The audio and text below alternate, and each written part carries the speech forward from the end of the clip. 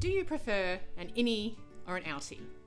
No, I'm not talking about belly buttons, I promise. Ugh. No, we're here to talk about pots, specifically pots for plants. And there's so many out there to choose from. I know when I first started planting, I got quite a few things wrong. So let's talk about which pot you should use, when you use them, why you use them, and let's get a little bit down into the detail. So let's do it.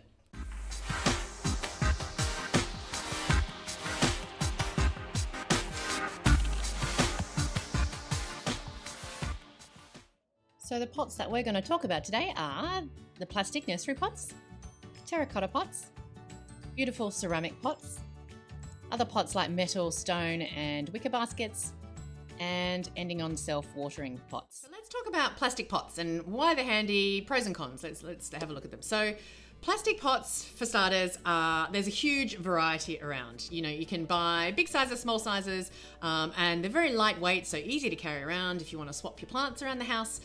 And they're, of course, super cheap. So, you know, if you're starting your plant journey, they're super useful and you can buy a few different sizes and a few different plants. Usually they come in with lots of drainage holes down the bottom, so very handy because you don't want the water to sit in the pot and get stagnant. Stagnant water does not include oxygen and your roots need oxygen. So make sure that you do have oxygen in the roots and make sure the plastic pots you buy have drainage poles. If you need, buy a saucer underneath, that's fine. Or you can use it as an inner pot. I'll talk about that in a second. Plastic pots are, of course, made of plastic. So the good thing there is actually it is great for plants that actually like water to be retained in the soil or the potting mix. So especially for plants like ferns, like calatheas, plants that kind of love water in their, or moisture in their soil or in their potting mix, love plastic. They're really good in plastic pots. Of course, plastic isn't eco-friendly, so it's not the best, but do what we all do in the plant world and reuse the pots. Don't throw them away. Reuse them for when you're moving pots into a bigger pot or a smaller pot, or you're propagating. They're so handy. Just rinse them out and dry them and keep them for the next time. You also may want to try going to your local nursery, because sometimes, like my nursery, about 15 minutes drive away, has a big crate tub thing out front. I don't know what it's called, but people do donate plastic pots, or you can take them and you can recycle, and it's great for the community to reuse. Another great thing about plastic pots is, as you're going through your plant journey and you maybe want to swap it into a bigger pot plant or a bigger pot, the great thing is the plastic pot is a bit squeezable. It's a bit usable friendly. It's user friendly, right? So if you want to take the plant out of the pot, you can squeeze it a little bit, squeeze it around the edges and take the plant out. So it's actually quite, it's not really firm. It's a little bit malleable. I don't know what the word is. Malleable? You know, squeezy. It's movable. But the biggest thing I learnt quite early on in plants is the plastic pot isn't always the best looking. It's not the most aesthetic sometimes, right? So there is a thing that we do in the plant world that I never knew at the beginning, which I wish I had, and that was to use the plastic pot as what you call an inner pot, an innie, right? So what you can do is you can take a nice aesthetic looking pot, whether it's terracotta or ceramic or stone or whatever it is, and put the plastic pot into the beautiful aesthetic pot. So then you've got an inner pot and an outer pot, or a cachet pot, I believe it's called. This is brilliant, right? So then you can use the plastic pot, you can take it out, you can check the water levels, you can move your pots and your outer ceramic pots and the plants within them, it's very handy, right? So use the plastic pot as an inner pot, and I promise you it'll transform your world if you're just starting out with plants. And a lot of people don't talk about it at the beginning. Next pot we're going to talk about is ceramic pots. There is so many to choose from, and of course they're beautifully aesthetic. I find it so hard to choose the one I want. A tip right at the beginning when I first started into plants and buying all of these pots, I did go a bit mad. But a tip I got actually, or I read somewhere, I think it was Craig Milran I read it from, and he suggested to choose your color combo straight away from the beginning. So I like the natural look and feel, so I've chosen pretty much all white pots and some terracotta / apricot style pots, and they're the only colors I ever buy. And that way I actually have more of an aesthetic look to a few different plants sitting around. So that's actually a really good tip as well. So ceramic pots are, as I said, beautifully looking aesthetic. There's a huge choice, there's a huge range out there. So another really good thing about ceramic pots, so you can try and match the plant look and feel to the ceramic pot look and feel, or the pot itself. And you can swap and change if it doesn't work, right? You can also buy plant stands to put your ceramic pot in. It's a really beautiful way to make your house and plants look beautiful and really pleasing to the eye. They are pretty durable. comfortable, you can move them around. You just got to watch out for perhaps some cracks.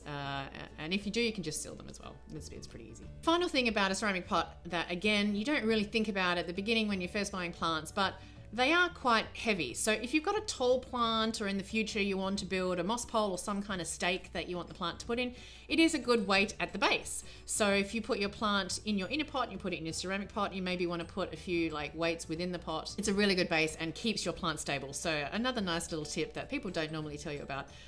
But I do love ceramic pots. I always try and find beautiful ones, and mixing and matching can be hard, but it's so much fun, and very worthwhile. Okay. Next one on the list is terracotta. Now, most of the terracotta pots that you buy from a nursery will be unglazed, which means that if you put a plant directly into the pot, the terracotta will actually wick away the moisture. It loves sucking the moisture out of the soil. So terracotta pots are actually really good for the plants that don't necessarily like to hold a lot of moisture in the potting mix or the soil. So of course, think of cacti and succulents, right? They're really good. They love a lot of water in one go, but then they do like the soil to go dry. And that's how succulents, live in the desert. So you just want to emulate that same environment. Because terracotta wicks away moisture, it's really good for those of us who perhaps overwater. It does help wick out water. So if you're an overwaterer, you may love unglazed terracotta pots because they may help you.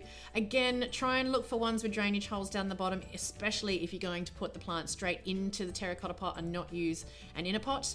But again, it will wick away the moisture. Just remember that for the type of plant that you're buying for the terracotta pot. You can actually buy sprays, like almost a paint spray, that helps to glaze the terracotta pot and stops water from getting wicked out a little bit. So you can glaze the pot and it becomes a glazed terracotta pot. I have done that a couple of times. But most of the time, even with a terracotta pot, I'll be honest, I still use an inner pot, and I just use the terracotta pot as a beautiful aesthetic piece because it is a great color. It's very earthly, obviously, and goes very well with green. So beautiful. Terracotta is a lovely choice. There are a few other pots out there that you can buy, more of the outer type pot. You can get stone pots. You can even get metal pots. I've had a metal pot given to me, again with an inner plastic pot inside of it. But it's it's just again a nice aesthetic thing for plants. You can also get obviously woven weave basket type outer pots. All of these treat as an outer pot, especially if you're a beginner. Don't put plants straight in, especially the weave ones or the wicker ones. Some do come with a plastic inside into it, so that's okay. You can use that if you want to put the plant directly in. But again, I honestly recommend keeping a plant in a plastic pot, using that as the inner pot, putting it into the outer beautiful aesthetic looking stone, ceramic, weave, whatever it is. The one thing to remember though, especially with metal and stone, and especially if you're using it outside, is these materials do hold heat. So if it's in direct sun, these metal and stone pots can really heat up. So you've got to be really careful. You don't want to cook the roots. You want to keep them flowy and have a lot of oxygen and beautiful water, but you don't really want to cook your plants. They go mushy and ugly and the plant is not happy. So do make sure that you're very aware of those pots, especially in direct sun, that heat up. So just be careful with those. So the last type of plant pot that you can buy is the self-watering pots. Now these can be good, but you've got to be really careful with them. And I would honestly try and recommend, if you are going to go the self-watering pot route, find plants that love to keep their potting mix moist with water in them. Not too overwatered, but that's the problem, unfortunately, for me anyway. When I bought some self-watering plants, I kind of got a bit lazy. I let them be. Some of my plants really struggled. They had too much water on the roots and the roots suffocated and the plant did not do very well. If you go down the self-watering pot route, be very, very aware of the potting mix that you use and the type of plant that you're going to put in it. Make sure that those roots are getting oxygen in one way, shape or form. Make sure that, it's a very aerated potting mix or the right potting mix for the right type of plant. Don't be lazy. Keep it, you got to keep the water changed over in self-watering plants. Don't just keep the same water in there for 3 months. It's not the best. And nutrient and oxygen does evaporate a little bit in plants. in self-watering pots. Sorry, it's a good option if you like it. I probably, again, wouldn't recommend it for beginners, but hey, if you want to have a try, go for it. Nothing's stopping you. The whole point about buying plants and joining all of those that absolutely love plants is learning along the way, and that's what this channel is all about, learning along the way. So I hope I've given you some good tips and tricks about the different type of pots. There are different, they have a different impact on your plant, and different plants love different pots. So just go for it, try whatever you want to, try mixing and matching, change them around if you need to, and learn along the way. And if you have any tips for me, please let me know, or questions for me, write them down the bottom. Please, if you did like this YouTube video, hit the subscribe button, help me start this plant YouTube channel, and I'll see you in the next one.